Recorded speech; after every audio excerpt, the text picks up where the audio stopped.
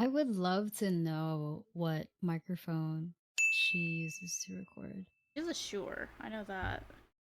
I do know metal artists or people who scream like using the SM7B just because it can take a lot of that like high energy and not basically blow out the capsule inside the mic. It's like a high SPL.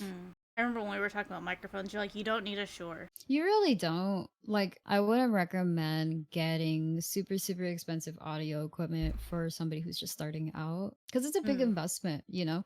It's a really big investment, and it's something that I would only think about when it gets to the point where you feel this is just my personal philosophy and take on it. And for me, it's only worth investing when you feel like the only thing that's limiting you is your equipment, you know? Hmm.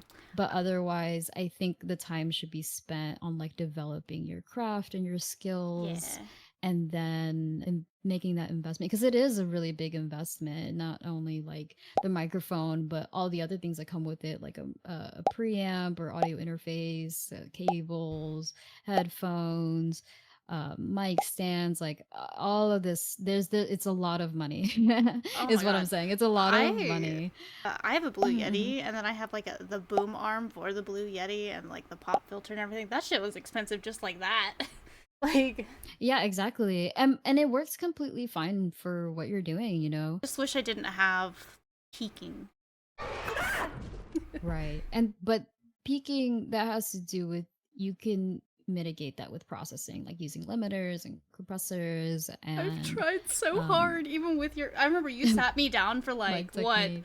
5 hours to help me with my audio that one time, and I still peak, and I don't know what it is. It's only on stream though. I don't like peak on Discord or anything. It may be some settings with processing your audio in your OBS. I would have to take a closer look, but I think it's completely fine. And there's definitely people who book like voice work using a Blue Yeti, like the exact microphone that you're using. But you know, I never really recommend like if you're just getting into audio stuff or voice work or recording instruments, like you don't need the top of the line, most expensive like studio pro level equipment out there. It is extremely expensive. And also, if you don't know how to handle that equipment, you could very much damage it, and that would be really a shame.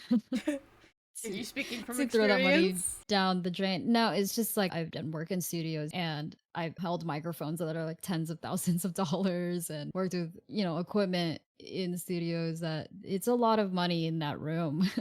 So you have to be Very trained and scary. you know yeah, it's very scary. Like literally if you drop one of these like ribbon microphones or like a Neumann, it's oh Ribbon. my god, you better pray that that thing still functions like before you dropped it because it's scary. It is honestly really scary, but that's why you know you need to be trained on how to like handle that stuff so you don't throw money down the freaking drain. But you know, when I first started making music, I didn't have any of that. I didn't even have like a USB microphone. I literally Is this when you made the McDonald's the, song? oh, no, my when I first started making music, it was like 8 years ago. Yeah, something like that. But my that was a joke song for That sure. song made me cry. You know what? I'm so glad it touched you in a way. But yeah, me starting off making music, I didn't have anything. The first song, like real like lyrics and really composed song I put out into the world for people to hear it like publicly, it was a recording on my phone. Like it literally a voice memo. The takeaway is when there's a will, there's a way. You're gonna make it happen. Honestly, don't worry about all of this tech, all of this gear. That is not what makes you a great artist. What makes you a great artist is your dedication to your craft, development of your skills and techniques. And I personally live by this advice and this philosophy. But I just truly think that you really shouldn't invest in, you know, really, really expensive equipment until you feel like that's the only thing that's limiting you is the resources that you currently have to work with. Tell me what you wanna do it quickly.